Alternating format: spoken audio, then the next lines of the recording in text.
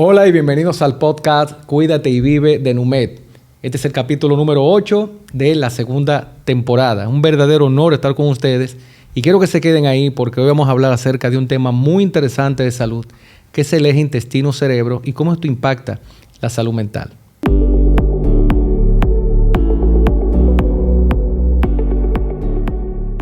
Hoy nos acompaña la doctora Alexandra Iches. La doctora Alexandra, es de un verdadero honor tenerte aquí. Muchísimas gracias. Como invitada, es una persona que ha dedicado gran parte de su vida a la parte de educación, tanto a nivel profesional, pero algo que me ha impactado más a mí, un tema tan complejo como la psiquiatría, llevarlo de una manera plana, entendible y sencilla, un tema complejo. No confundan que eso sea fácil con lo que ella hace. Hacerlo de una manera sencilla y tantas situaciones de salud mental que hay en República Dominicana, orientar en ese sentido. Quiero felicitarla de verdad. Muchísimas gracias. Doctora, y el honor de que estés aquí acompañándome en este interesante tema. Yo súper encantada y ya te lo había manifestado porque yo te seguía. Sí, se me dio, sí, es cierto. Yo era fan del doctor. Yo era fan del doctor sin que él lo supiera. Porque de igual forma, en tu especialidad, asimismo, tú traduces de una manera muy tácita lo que la gente necesita. Y cuando uno asume parte de este rol, porque la mitad del ejercicio de la medicina es que el paciente se eduque, el llevar ese lenguaje llano, sencillo, pero con lo que a uno le interesa que el paciente sepa para que pueda manejar su condición y por supuesto nos ayude a nosotros en la parte de su evolución, pues tenemos la mitad del pleito ganado. Y yo súper encantada de hablar de esto que no lo estamos peleando. Exactamente, sí, entre las dos áreas. Sí. Yo no quería dejar pasar, doctor, el tema. ¿De dónde le sale a usted? La doctora es una especialista con una gran demanda a nivel de lo que es la parte de consulta privada, que es mi caso, Dios las gracias también. ¿Cómo dices, la población necesita escuchar esto? O sea, déjame llevarle esto a la población general. ¿De dónde le sale eso, doctora, a usted? Bueno, te cuento que el salir de los consultorios era siempre como una curiosidad que yo tenía, porque aunque todos mis pacientes lo saben y yo digo que ellos se desesperan mientras están en la sala de espera, pero cuando entran al consultorio ellos entienden por qué yo me tardo mucho. Y una de las cosas que digo es que yo me tomo 1 minuto haciendo una receta. 1 minuto. Tú escribiendo una receta y filmándole eso es 1 minuto. Ahora bien, que el paciente entienda el por qué tú estás haciendo eso y que lo lleve de la forma correcta es la dificultad y que entienda el diagnóstico que tiene. Claro.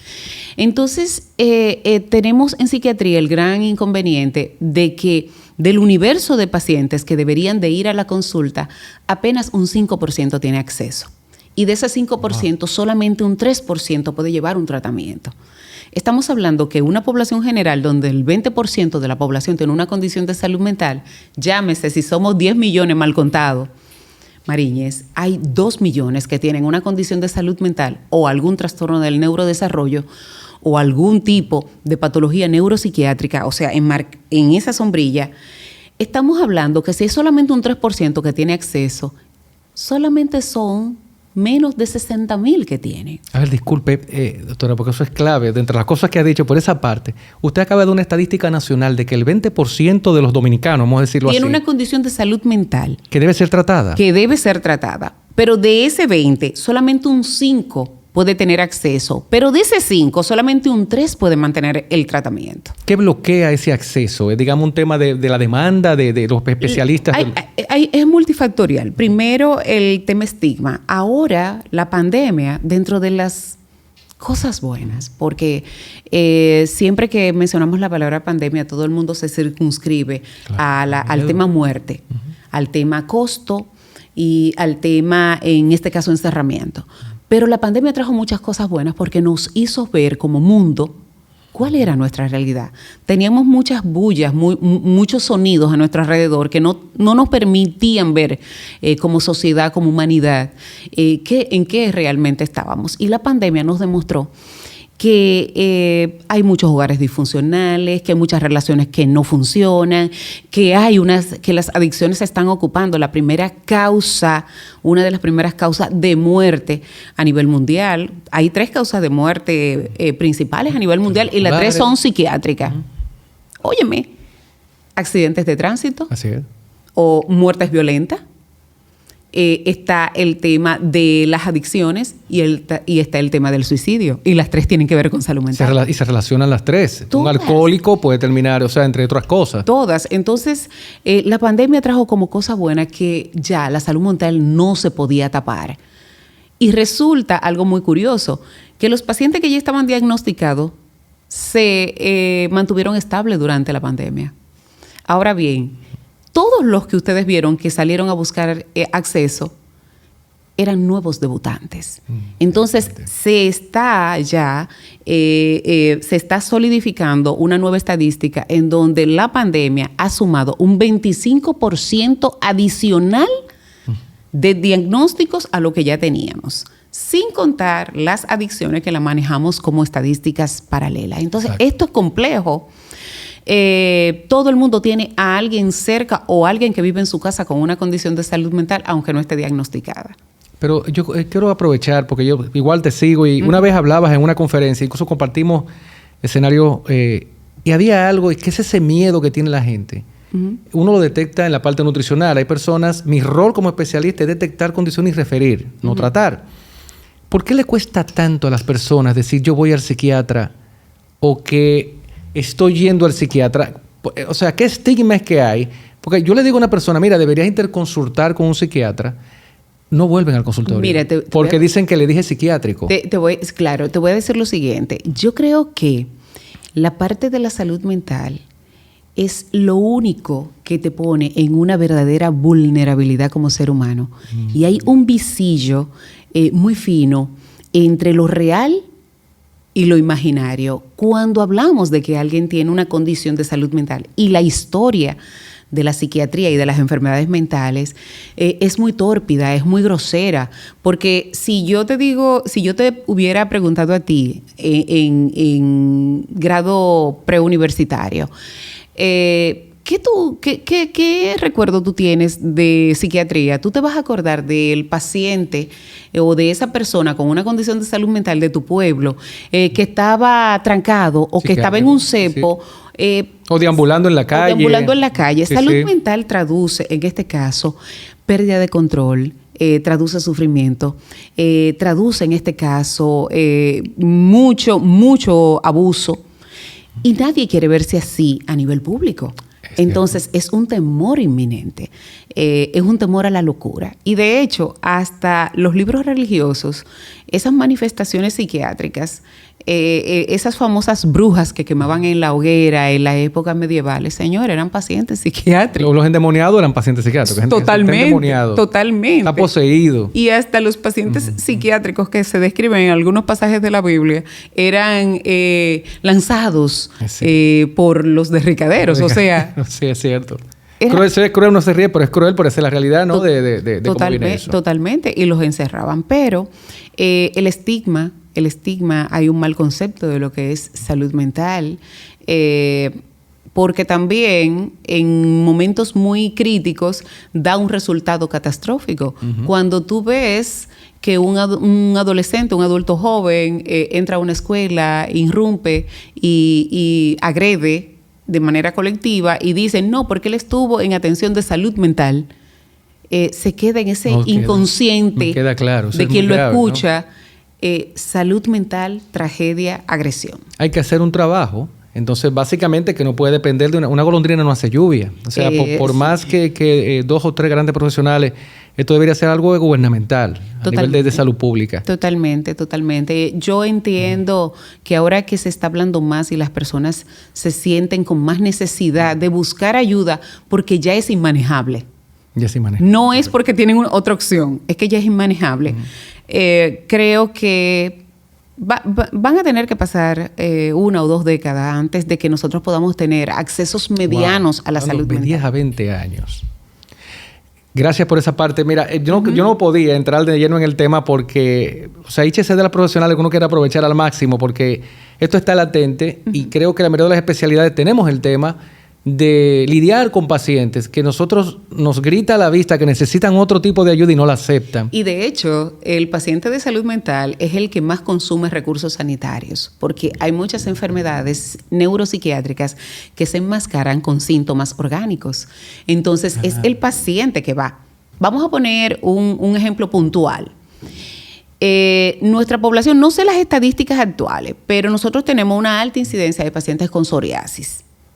Psoriasis es una enfermedad dérmica, ¿verdad? De la piel, correcto. Pero resulta que la psoriasis tiene una exacerbación, un empeoramiento y una presencia permanente dependiendo de los niveles de ansiedad que tenga el paciente.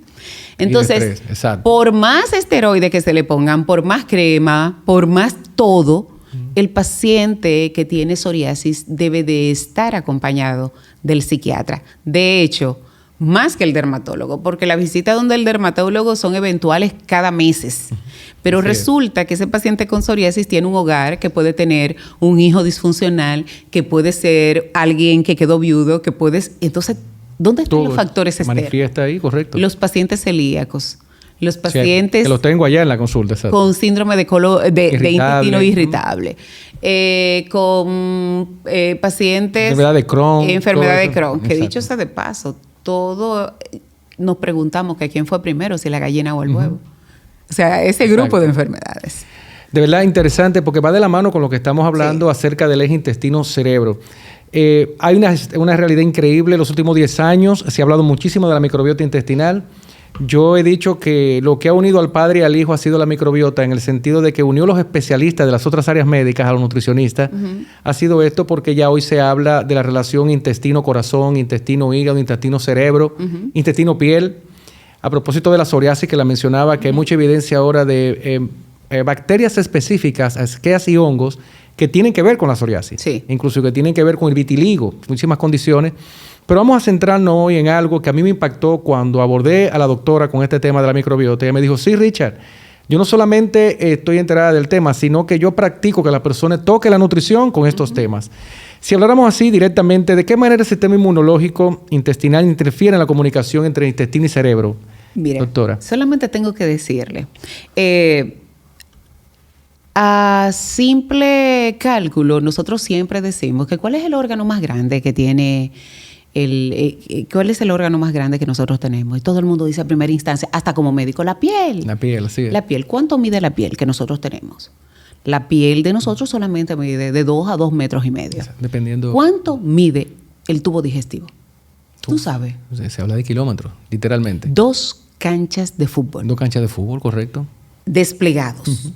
Entonces, estamos hablando que a exposición, ¿cuál es el órgano más grande entonces? No, sí. El tubo digestivo. El tubo digestivo tiene la característica...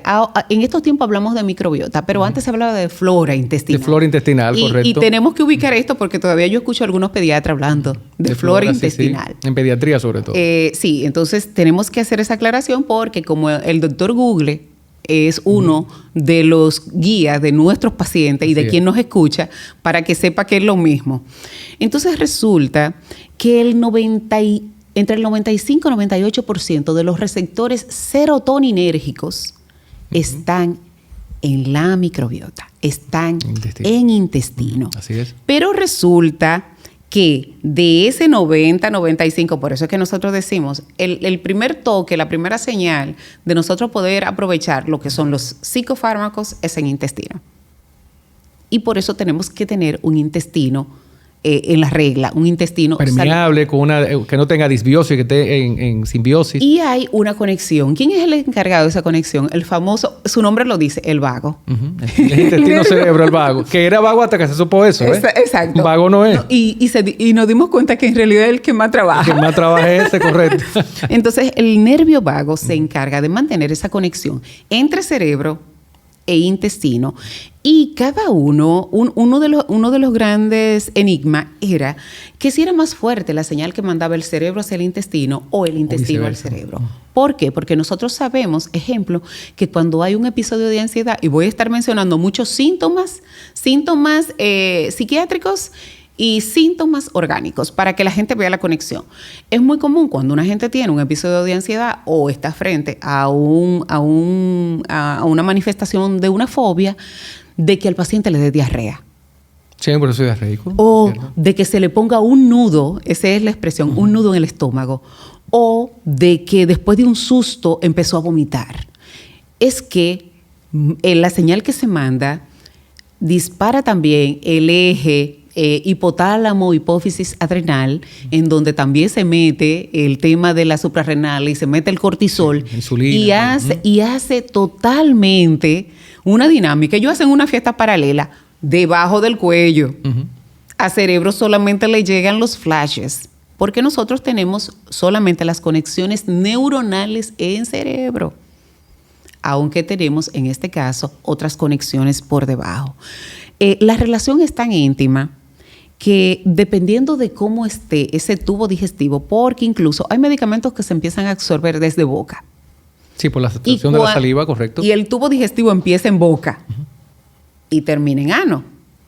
Y si yo tengo desde laceraciones o alteraciones nerviosas o de conexión en todo el trayecto hasta donde yo quiera que llegue ese fármaco, que es a la primera porción del duodeno, me va a alterar. Y la doctora Iches probablemente le pudiera estar dando oro molido a su paciente, o sea, un medicamento súper bueno, y no le va a funcionar. Porque no tienes dónde captarlo, o sea, eso está atrofiado. Para nada. Entonces, ¿qué ocurre? Esa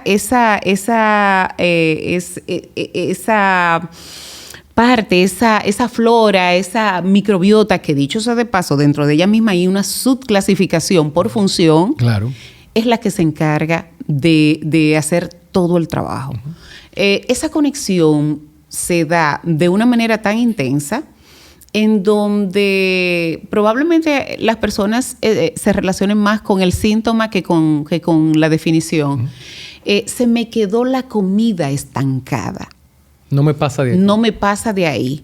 O yo estoy inflada. La gente dice eso se le llama distensión. Y, doctora, yo tengo, después que yo caí en esta depresión, yo tengo 2 semanas que no voy al baño. O no como. No, con cualquier cosa me lleno, me dicen. Todo es. Y resulta que toda la sintomatología gastrointestinal resulta ser la más desagradable del campo de los síntomas médicos. Así es. ¿Por qué? Porque la náusea te da mareo, te da inestabilidad, gases. Te da gases. Exacto. Te da hipotensión. El vómito te da un desvanecimiento, te produce síncope, te puede dar taquicardia. Entonces, ¿hasta dónde nosotros tenemos la responsabilidad? A mí, cuando yo estoy en consulta y le digo, mire, usted no puede comer esto, no puede comer lo otro, o vamos a hacer una modificación. Doctora, ¿pero por qué? Y empieza la respuesta. Dice, pero yo no sabía.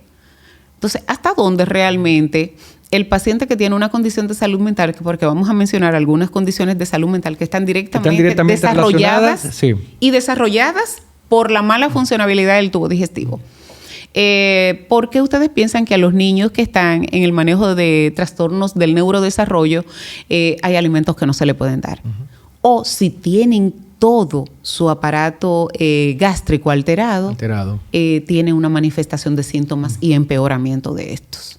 Pues eso es clave, porque estamos hablando de que, por ejemplo, dependiendo de esa, como decimos, permeabilidad intestinal, aclarando lo que es una disbiosis, es cuando hay un descontrol de esas bacterias, están alteradas por cualquiera de las condiciones aquí mencionadas. Lo que se busca en nutrición es la eubiosis. La eubiosis es como cuando el intestino está estable, permeable, ¿no? Entonces estamos hablando, usted comenta, de que esa relación no solamente se manifiesta, sino que está identificada con síntomas y signos. Definitivamente. En los pacientes. Por eso es que hay algunas enfermedades psiquiátricas que se manifiestan a primera instancia con alteraciones gastrointestinales. O sea, por ejemplo, no es la tristeza lo primero que llega en un trastorno depresivo. Llega la inapetencia, la hiporexia o la hiperfagia. Empiezan los trastornos en lo que es el patrón evacuatorio, la sensibilidad en algunas zonas de lo que es, en este caso, el abdomen. Gula, doctora, puede ser también. Sí, pica, atracones. Los atracones. O sea, es tan complejo todo lo que ocurre antes de que solamente ahora que tú, de verdad, te quiero felicitar por este capítulo, y no porque yo esté aquí, sino porque tú le estás abriendo un campo de curiosidad a quienes nos estén escuchando. Es la intención de dejar muchas preguntas. Sí, así es. De que tú te quedes con muchas preguntas, porque al final eso va a ser. Y resulta, ejemplo, que los trastornos de ansiedad, hay un grupo de síntomas somáticos que son gástricos.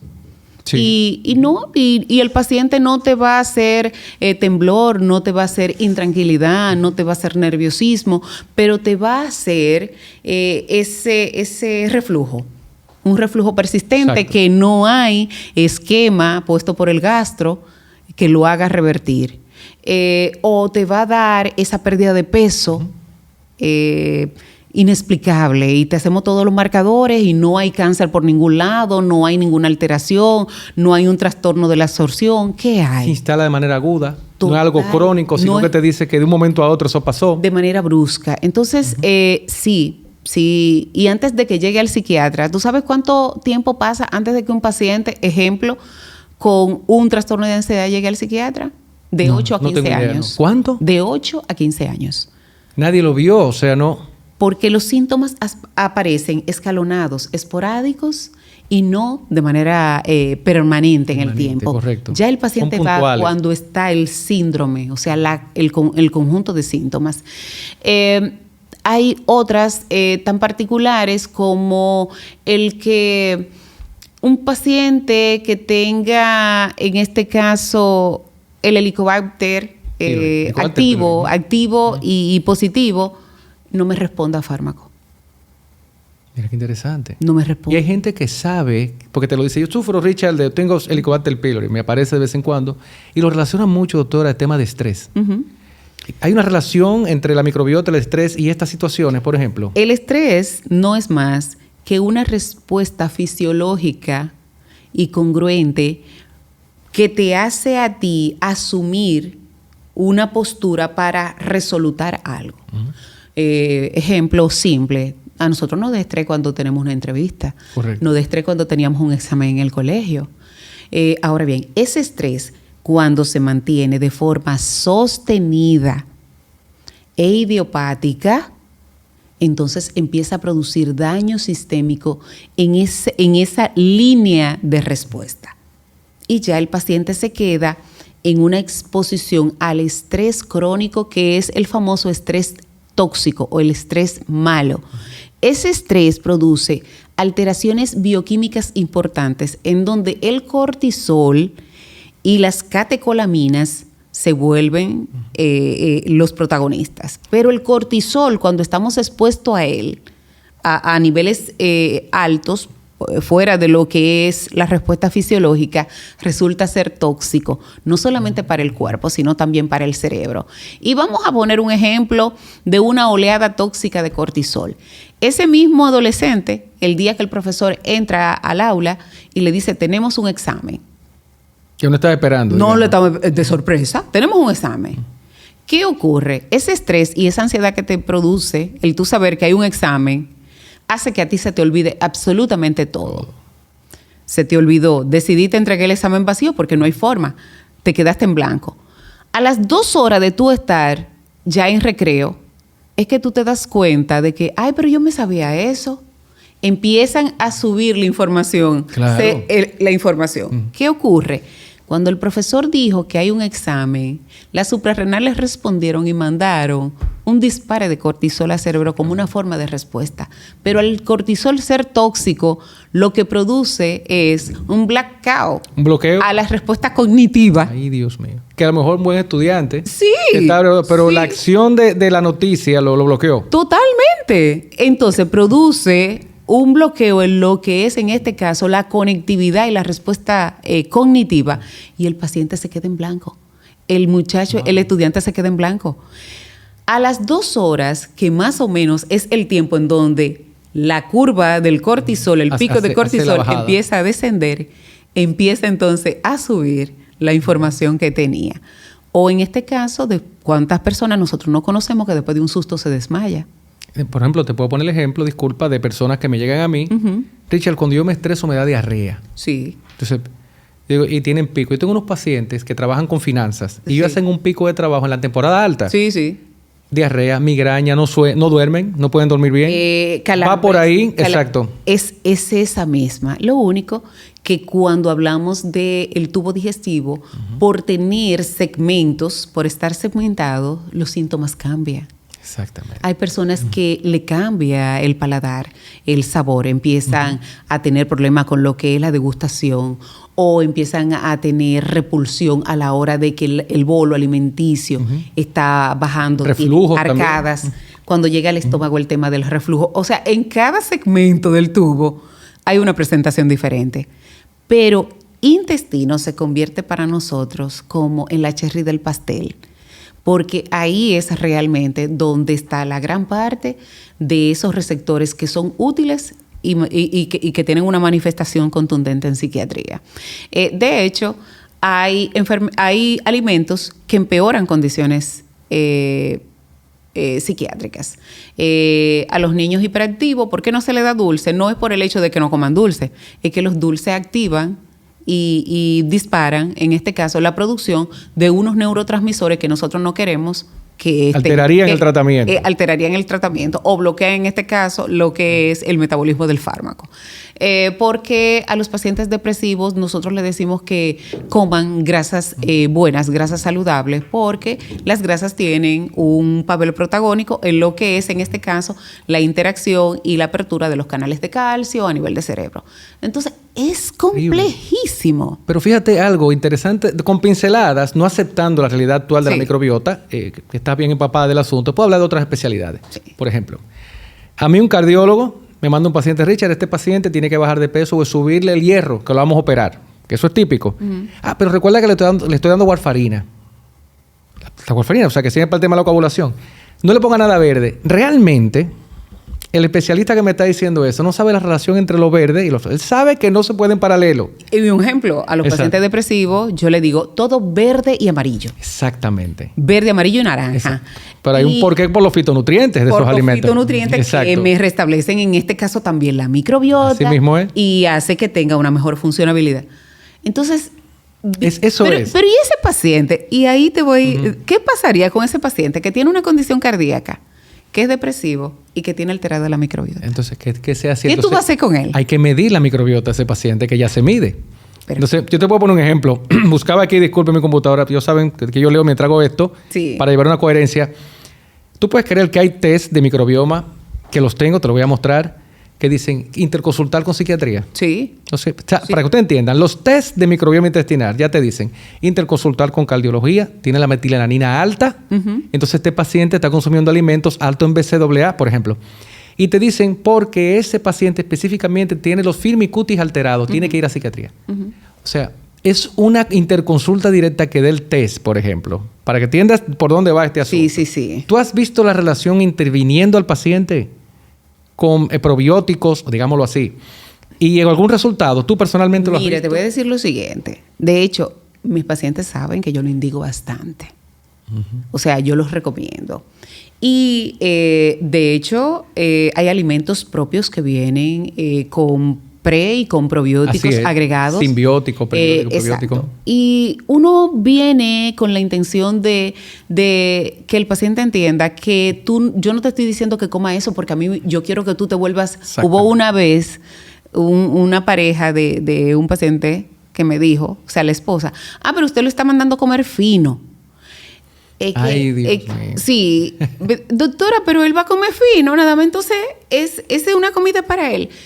Lo que pasa es que yo no es mandándote a comer fino, es mandándote a comer lo que debe para que se restablezca rápido y podamos mejorar la condición por la cual tú Ejemplo, hay alimentos que empeoran. Totalmente. Ejemplo, aunque la primera fase es como el alcohol, que la primera fase es excitatoria, te desinhibe, el chocolate produce una gratificación momentánea, instantánea, primaria en el consumo, pero luego provoca un embotamiento. La teobromina. Que hace que el paciente se sienta más deprimido. Así es. Y por eso aquellas personas que tienen trastornos alimentarios o alimenticios, como se le quieran llamar, se dan los atracones y sienten la gratificación porque me comí el chocolate y luego vienen, ¡puf!, y se sienten sumamente mal y es donde se tienen que empezar a provocar, en este caso, la salida o la expulsión de lo que ya se comieron.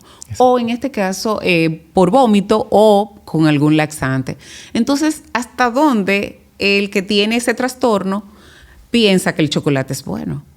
Y nosotros escuchamos, a grosso modo, de manera irresponsable, de las industrias que lo producen diciendo que el chocolate es beneficioso para la salud. Sí, total. Te lo dicen de esa manera y así, correcto. Entonces, ¿en qué estamos?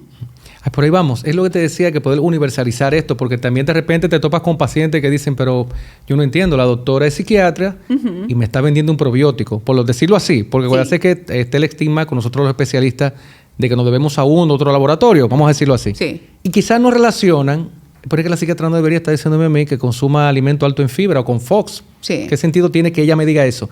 Quizás no entienden, y sé que le explicas, pero ¿cómo extrapolamos esto a los demás especialistas? Estas cosas ya se están tratando en los congresos de psiquiatría. Es interesante que para que la gente entienda el por qué no todos hablan de esto. Se están tocando de una manera muy tímida.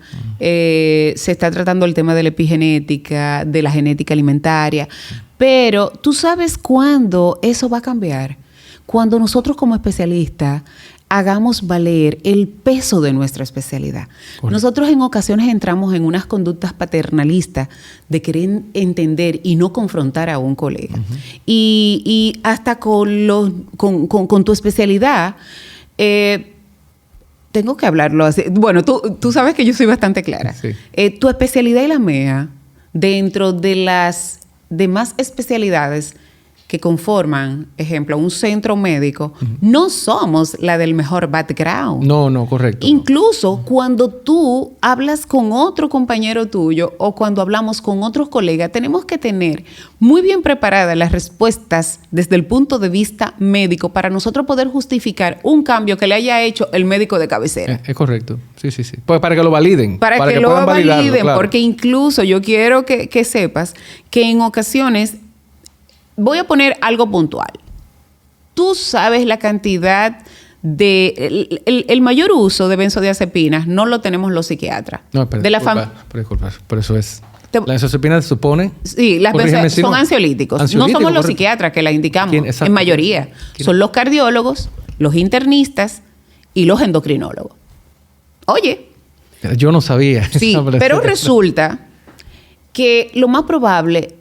que ellos no sepan al dedillo que las benzodiazepinas, todas, para ese paciente que no duerme, que tiene taquicardia y que ellos se la dan, está contraindicado en el paciente con glaucoma. Oh, my God. Y más si de ángulo abierto. Y no entonces, pero resulta que ese paciente que usa lente, muy pocos médicos le dicen, ¿usted sabe por qué usted usa los lentes? Miopía, no, doctora, por la edad. No, pero la edad produce algo. ¿Cuál diagnóstico ¿Pero fue? ¿Cuál? Yo no sé. Yo soy de la que le digo, mira, vaya aquí. Ve al oftalmólogo y dime para que él me mande a decir qué es lo que tú tienes.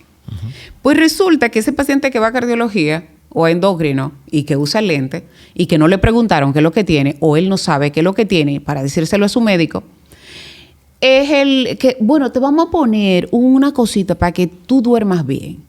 ¿Y hasta dónde nosotros somos responsables de ciertos efectos colaterales y dañinos en el ejercicio de nuestra carrera, especialidad de lo que le estamos provocando al paciente? Entonces, ese es el paciente que tiene de repente una crisis hipertensiva y que tiene un desprendimiento de retina y todo el mundo se pregunta que por qué. La hipertensión. Provocó la hipertensión. Que por qué se desprendió. Exacto. Sin embargo, no fue eso. Probablemente la hipertensión contribuyó, pero ya venía con una contraindicación porque le aumenta la presión intraocular el usar benzodiazepina. ¿Sabes que eso que tú estás diciendo yo lo veo de muchas maneras? Te voy a poner uno que es lo más reciente, el SIBO positivo. El SIBO que es positivo, lo hemos hablado en otras intervenciones, sobrecrecimiento bacteriano, son las siglas de sobrecrecimiento bacteriano. ¿Qué ocurre con el SIBO? La primera línea de tratamiento del sobrecrecimiento bacteriano se da porque las bacterias del colon pasaron a intestino delgado. Recuerda que no deben estar ahí. Ese tipo de bacterias, son 100 millones, imagínense. El primer tratamiento es paliativo con prebióticos, simbióticos y posbióticos. Y una dieta antiinflamatoria acorde a lo que aparece. Que puede aparecer o que usted tiene hidrógeno elevado, metano elevado, que son los gases que más aparecen. A mí el paciente me llega ya con 7 días de antibióticos. ¿Me explico? Donde normalmente yo mando a hacer la prueba, ya le ponen antibióticos, sí. Pero que había que ver el grado a qué diste positivo, porque el antibiótico se lleva todo, lo bueno y lo malo. Exacto. Las bacterias buenas. Entonces yo tengo que regenerar todo en meses, para que tengas idea, por no dar el primer paso. Claro. Es igual que cualquier episodio diarreico. Exactamente. Que lo empiezan a tratar y voy ahí a medio usurpar el área de gastro, lo empiezan a tratar. Pero por algo tiene diarrea. Vamos a ver qué le está provocando. Y la diarrea es una respuesta a. Entonces vamos a averiguar. Pero resulta que ya el paciente a los 3 días quizá ya no tiene las evacuaciones diarreicas, pero dura 3 días bien y vuelve con la diarrea. Él piensa que es una nueva diarrea. Es la misma. ¿Es la misma intermitente? Es la misma, lo único que todavía ese intestino no está reparado, no está recuperado y tiene entonces esa manifestación que se da en oleadas. Pero sin embargo, ya en la segunda yo quiero cambiar un esquema. Exactamente. Entonces, no. Es bastante complejo y más complejo es el trabajo que nosotros tenemos que hacer con los demás especialistas para que lo puedan entender. Si todos bailáramos al son, al mismo tango, al mismo son, nos fuera muchísimo mejor. Totalmente diferente, y el paciente tuviera mucho mejor beneficio. ¿Cuáles áreas usted diría, doctora, que son áreas como críticas, ¿no? A la hora de emprender esta relación intestino-cerebro? Porque hemos dicho aquí, prácticamente deberían estar involucradas todas las especialidades con lo que hemos hablado, porque tanto cardiología, gastroenterología, debería haber un equipo multidisciplinario con esto. Pero hay una realidad en esto, la psiquiatría ya lo ve como bueno y válido, el tema de la alimentación y la relación salud mental. Sí, claro. La alimentación es básica. Hay un refrán que nuestra población utiliza. Hay algunas conexiones a nivel de cerebro que no se dan si el individuo no está bien alimentado.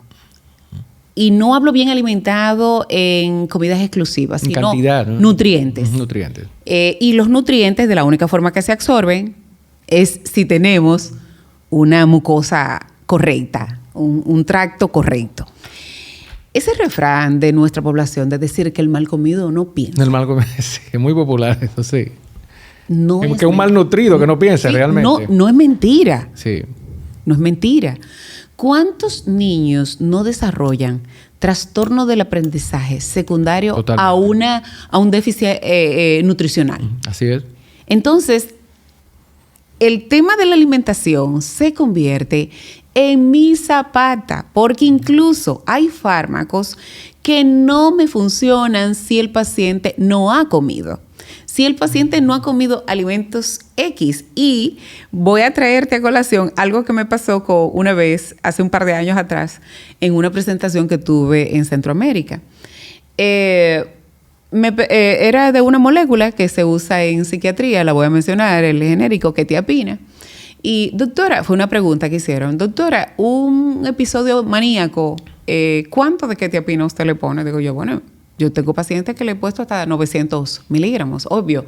En Centroamérica, el tú decir eso, donde ellos tienen una sensibilidad farmacológica, una respuesta diferente desde el punto de vista genético, es mucho menor. Y ya tú sabes, armó una discusión ahí. Y yo dije, miren, tengan pendiente que ustedes están hablando de su población, aquellos que no se desayunan con un plato de espagueti acompañado de yuca o con una empanada o una famosa empanada completa. Acuérdate frita, sí. Y ellos se quedaron así, digo yo, señores, yo tengo que dar medicaciones en dosis alta porque mi población no está bien alimentada, no ha comido de forma correcta, no consume lo que son los alimentos dianas saludables. Para ayudar en eso. Y resulta que cuando yo doy esta molécula en esa dosis, solamente se absorbe la mitad. Casi nada. Nada. Nada, tú no estás dando nada. Nada. Entonces, tú piensas que es 300, pero el paciente es 150 o menos. Exactamente. ¿Por qué?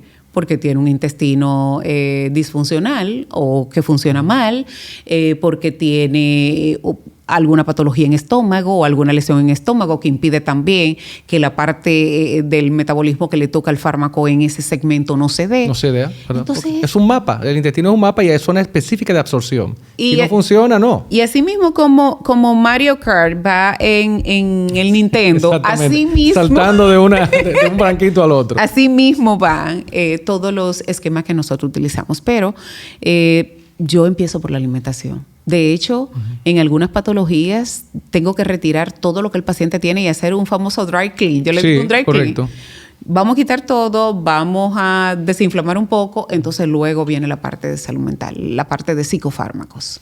Excelente. Tú sabes que hay una relación también con la actividad física, ¿no? Y también la salud intestinal.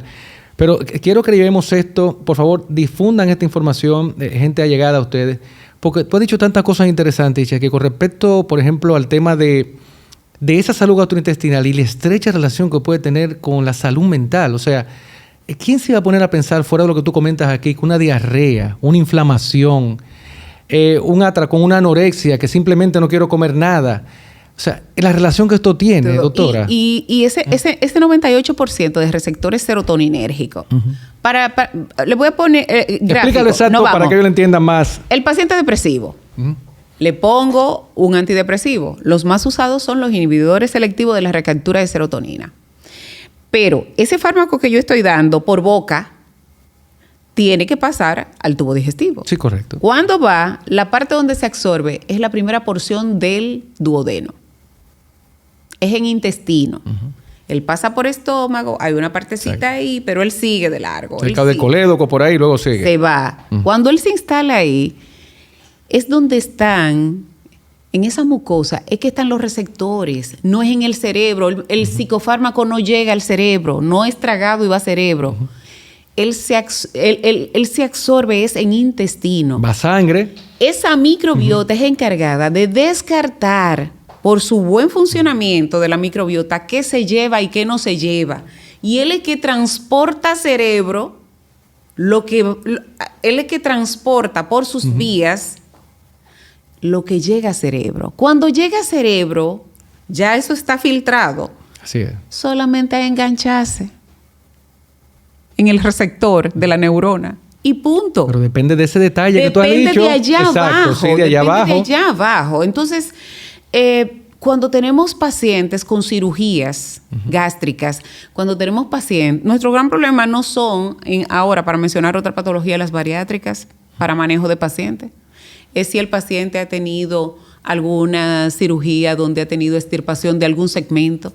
Claro, porque hay un segmento de absorción que no está funcionando. Entonces, ese es el paciente que nunca va a mejorar de la condición. No. Nunca. Hay que buscar otra vía porque ya esa no es. Entonces, nosotros estuvimos hablando en el backstage de patologías resistentes. No hay patologías resistentes. Usted no tiene el tratamiento. Es que no hay. No lo tengo, no lo tengo y tenemos que ser honestos. Entonces, es la única forma de que ese paciente se aboque a hacer otras cosas que puedan ayudar a que mitigue los síntomas que tiene. Pero realmente, la primera puerta para que un tratamiento de salud mental por las vías que tiene que tocar, es el aparato gastrointestinal. No, es esa parte y más intestino. Si tomáramos el tema de las adicciones, el alcoholismo. Dime tú. Exacto, no. Cuando yo tengo un paciente alcohólico y ha tenido alteración hepática, mi salvación es el intestino. Porque no puedo mandar nada que se metabolice en hígado. No, porque está forzado totalmente, claro, sí. Lo voy a dañar. Tengo entonces que valerme, o sea, que me salve el intestino. ¿Y si el intestino está malo? ¿Y si es ese paciente que es mal comido, que es desnutrido? Totalmente. Entonces, ¿qué va a pasar? Es el alcohólico que le voy a poner un tratamiento, va a hacer 20,000 tratamientos, esquemas farmacológicos y no va a tener una respuesta adecuada. Eso es clave porque lo que ocurre es, a propósito, tú sabes que tú decías que nuestras áreas son pero también son vulnerables, sí, ya que mucha gente hoy es psicólogo, psiquiatra, hoy mucha gente es coach, nutricionista. No te imaginas la cantidad de gente que me llega, que cuando reviso lo que están comiendo por dietas de moda, por ejemplo, tengo gente que llega solo come carne. Sí. Y que solo come proteínas. ¿Qué pasa? ¿De qué se alimenta la microbiota normalmente? Pues de frutos oligosacáridos y de fibras, para que usted pueda producir esos 3 metabolitos, butirato, propionato y acetato. Acetato es el más abundante de lo que son los metabolitos de cadena media que se producen a nivel de lo que es la acción. Incluso cada uno toma una vía. La vía del nervio vago, la vía de intestino, hígado, intestino, cerebro. La que va, básicamente, son esas 3. Para que las bacterias intestinales produzcan esos 3 metabolitos, necesitan la presencia de fibras. Me explico. Si una persona, imagínese usted que me llega a mi doctora solo comiendo carne, ¿dónde está la fibra en la carne? Hay un tema. Entonces, no se puede absorber nada. Entonces, por eso es que hay que regenerar la flora de esos pacientes. Tomando la idea de que usted comentaba, de que usted sí lo ha visto cuando se ha intervenido este paciente, sobre todo cómo viene comiendo, porque ahora va a chocar. O sea, la doctora me va a hacer un resumen de 24 horas como un nutricionista ahora de lo que come, que debe ser, porque ¿cómo está usted comiendo para yo empezar a dar este tratamiento? Claro. A eso hemos llegado, doctor, entonces. Claro. Y tú sabes, cuando tú hablas de los grandes expertos que hay ahora, yo digo que hay algo tan básico como saber lo que es fisiología. Y la fisiología no se aprende con un curso. No. Ni con un diplomado. Ni fisiopatología menos, doctor. Ni con un diplomado. Y mucho menos una especialidad. Mm. Entonces, tenemos que entender. Y los mentores, los coach, porque hay coach nutricional. ¿No? Sí, exacto. Que no sé, no entiendo mucho.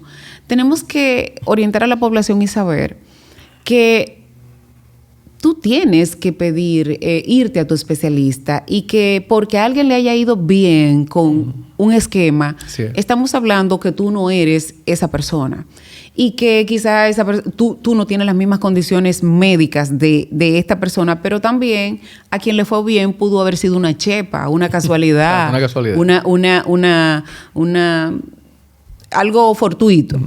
Pero ahora mismo hay mucha usurpación de roles. Hay mucha usurpación de roles y entiendo que tú que te has entusiasmado en hacer este espacio educativo, académico, no podemos ceder el espacio de educar de forma correcta a la población, a quienes nos escuchan. A veces tú dirás, bueno, quizás no todo el mundo ve mi espacio, mis cortos. Ten la certeza que le va a llegar a alguien que nunca tú quizás te imaginaste. Así es. Entonces, tenemos que educar y educar de una forma responsable. Saber que las recomendaciones que da a nivel de salud son basadas en algo ya establecido. Y te voy a decir lo siguiente. Se hizo un estudio en el 2022 en donde todavía nosotros, lo que hacemos neurociencia, estamos resistentes a entender, a creer que la alimentación tiene un efecto directo y contundente en lo que es la respuesta de todas las medicaciones que nosotros usamos. Increíble. Y en el 2022 se hizo... Hace 2 años. Sí, hace 2 años, fresquecito. Fue reciente, exacto. Se hizo un estudio en donde se tomaron más de 3,000 personas y fue precisamente para ver la respuesta de las modificaciones que se daban.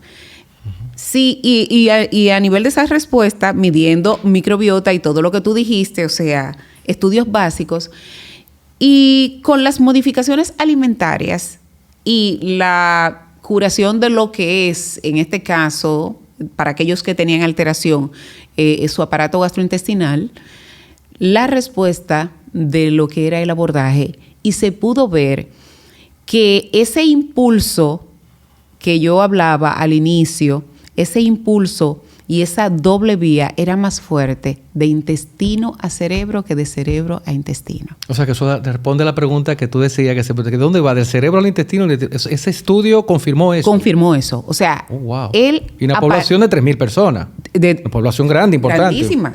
O sea, se vio... ¿Por qué? Te voy a poner algo que está muy, muy en el tapete. ¿Por qué los niños del espectro autista, yo siempre le digo niños, aunque sabemos que hay de todas las edades, por qué los que tienen una condición del espectro del autismo tienden a tener regularmente la flora intestinal, la microbiota más alterada por un defecto que tienen? Y esto hace que, dependiendo de la etapa que tengan, sea el empeoramiento de los síntomas y la no respuesta a los tratamientos. Increíble. Llegan a tener SIBO positivo siempre, casi siempre. Llegan a tener cándida en circunstancias muy frecuentes, y resulta que el neurólogo, el psiquiatra, nos estamos jalando los moños porque el paciente no responde, cada vez está más agitado, cada vez se le altera más el sueño, cada vez se pone más agresivo, se vuelven selectivos a la hora de la comida. Ellos comen siempre una misma cosa, pero resulta que es una forma de autorregular lo que ellos están sintiendo y que nosotros no tenemos respuesta ni nos hemos puesto a averiguar realmente qué puede estar pasando en el aparato gastrointestinal de ese niño. Que hay que suspenderle muchísimas cosas. Por ejemplo, las leches, los lácteos. Lactosa, claro. Los lácteos son terribles para el paciente depresivo y para el paciente esquizofrénico. Terrible. Pero ¿cómo yo controlo que el paciente esquizofrénico no me coma nada con lácteos? Interesante, doctora. Fíjate que esto necesitaríamos otro programa. Ojalá que puedas estar con nosotros en otra próxima entrega, porque de verdad que educar en esta dirección y viendo el punto de vista de la salud mental, que estamos hablando de datos importantísimos que da la doctora. Ya para concluir, un 20% de la población dominicana, yo llevo eso, yo pienso inmediatamente, doctor, en 10 amigos, o sea, hay dos de ellos, hay dos de esos 10. Con un diagnóstico. Hay 3 de los 10, hay 2 con un diagnóstico, hay 3 con síntomas subclínicos y de los otros 5, hay 2 probablemente con un tipo de adicción. ¿Entienden por qué es importante que por favor capten la información que hay aquí? Lo que hemos dado acá son signos que le pueden llamar la atención un ser querido, su esposo, un hijo. Sí. Gente cercana a ustedes y decir, mira, estas cosas pueden ser señal de otras. Déjame yo, si no sale de esa persona, tratar de que esta persona busque ayuda. Totalmente. Aquí se han normalizado los trastornos del sueño, las alteraciones cognitivas, la ansiedad, los cambios, la irritabilidad, la agresividad, y todo eso es una respuesta a cualquier alteración que pudiéramos tener. Doctora, muchísimas gracias por su tiempo. Quedamos cortos. Le invito abiertamente en este espacio que puede estar en otra fecha dentro de su disponibilidad. Señores, capten esta información, envíen la persona que ustedes entiendan que pueden aprovecharse de esto. La salud mental es una realidad local e internacional y las herramientas están ahí para que usted reciba ayuda. Y cuando se refiere a sí mismo, cuando yo lo refiera a un especialista de tu área, que no me pregunten para qué. Exacto, que le pasa mucho. Increíble. O viceversa. Gracias, de verdad, doctora, a ustedes por escuchar este espacio y nos vemos en un próximo capítulo. Dios les bendiga.